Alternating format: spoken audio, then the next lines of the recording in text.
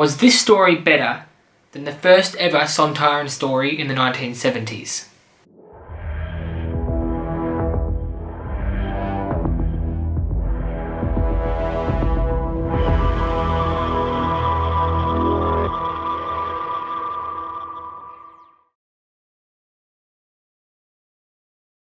To answer my question from before the Who Review intro, no, but this story is now in my top 5 Sontaran stories in Doctor Who history. This was such a good episode. This was a really fantastic episode.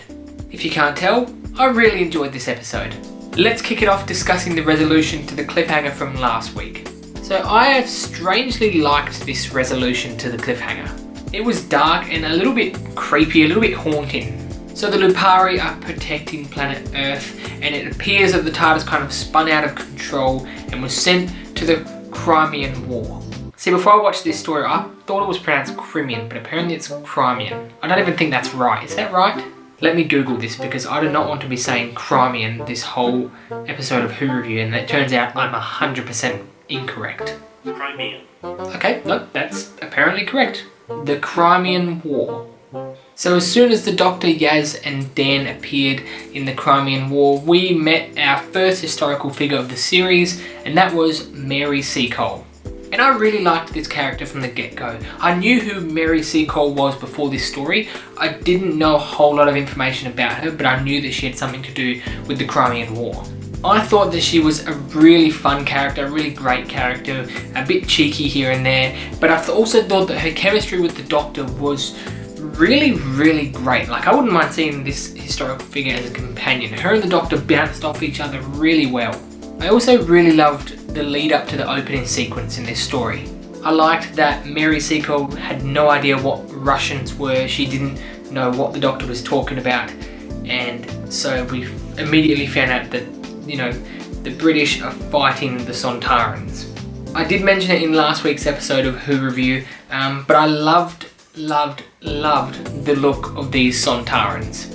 Obviously they've gone for more of a classic Who look, and it works really well. I think they look more disgusting, more dirty, more scary as well, and I love the look of these Sontarans. I also like that we got to see a lot more of Vinda in this story as well.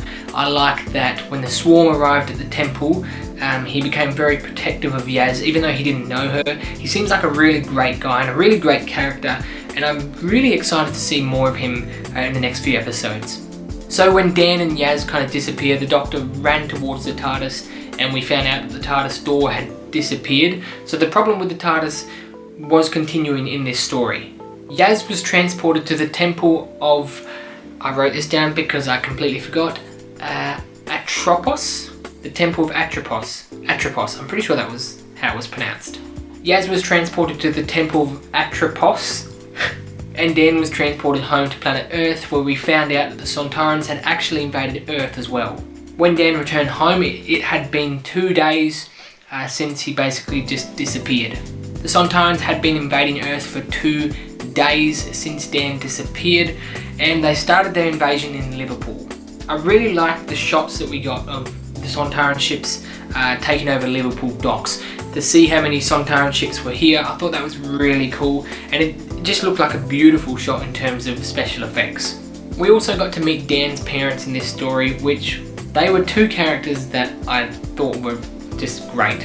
We saw Dan's mum and dad rescue him from Sontarans. He was about to get shot, and they basically beat them over the head with a wok and a frying pan, and I just love these 2 characters.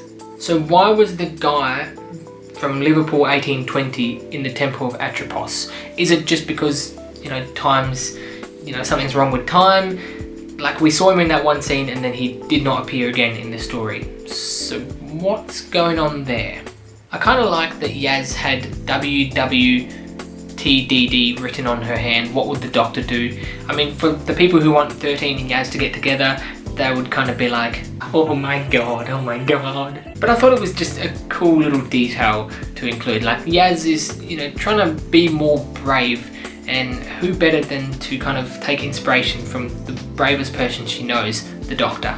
So it was revealed that the Sontarans had kind of basically got rid of China and Russia and made, I think it was Russia, into Sontar.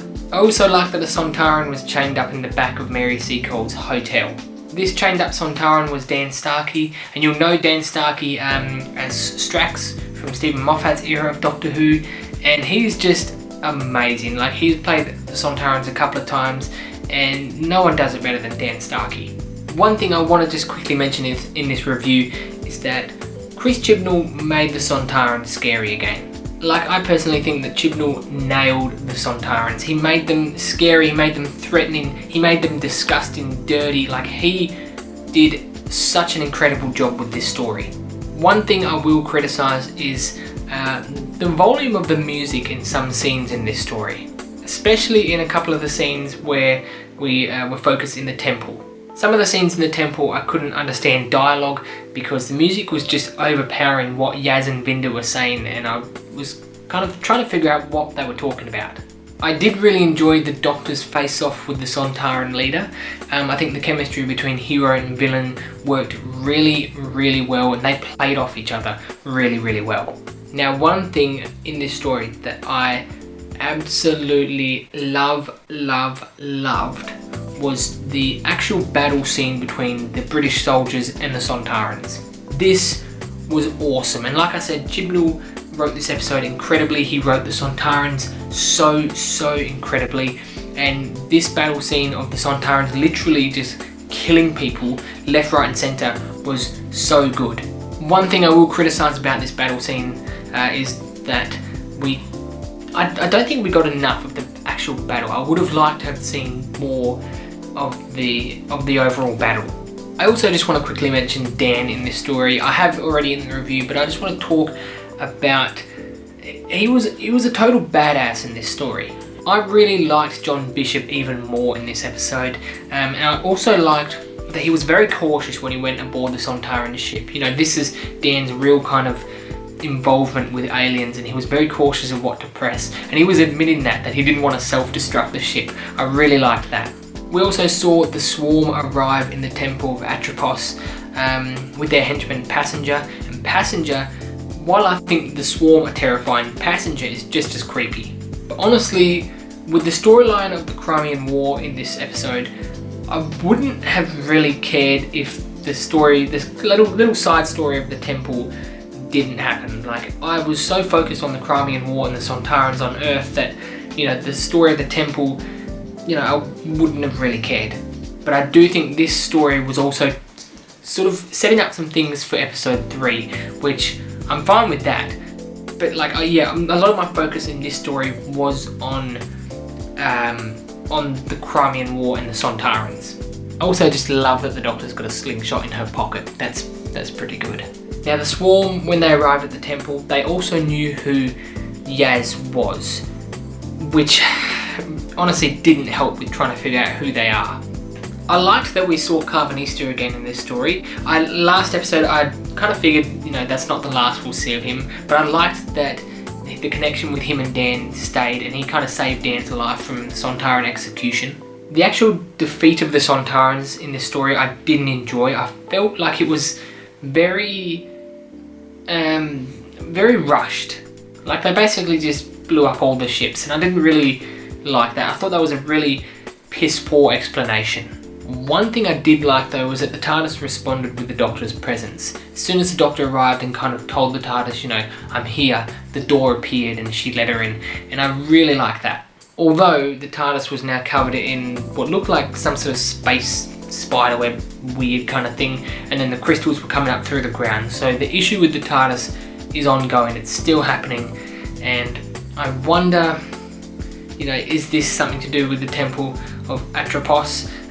When the Swarm mentioned that the Maori creatures kind of basically stopping time from running wild, is that what is affecting the TARDIS? And the cliffhanger for this episode, whoa, that was another bloody good cliffhanger. The Swarm are turning Yaz and Vinder into the Maori, and oh, that was a really intense and just really kind of on the edge of your seat moment to end the episode. It's one of those cliffhangers where I I honestly can't even imagine how they're going to get out of this. Like last week, I didn't really think how the doctor's going to get out of that, but she did. And again this week, I'm like, how is this going to be fixed? So for chapter 2 of Doctor Who Flux, I'm giving this episode an 8 out of 10. Look, I really enjoyed this episode. I thought it was absolutely epic, intense, just brilliant. The Sontarans were amazing. Chris Chibnall has nailed episode 2 in this series. You know, that's 2 out of 2. He's doing well so far. The next time trailer for next week looks okay. I didn't get overly excited. We've got the Weeping Angels are back, the Cybermen are back as well. It looks decent, but you know, I'm not kind of, this trailer didn't excite me. Here's a little snippet. On my command.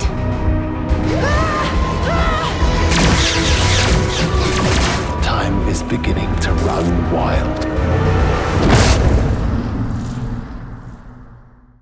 But what did you think of chapter 2 of Doctor Who Flux? Let me know in the comments down below.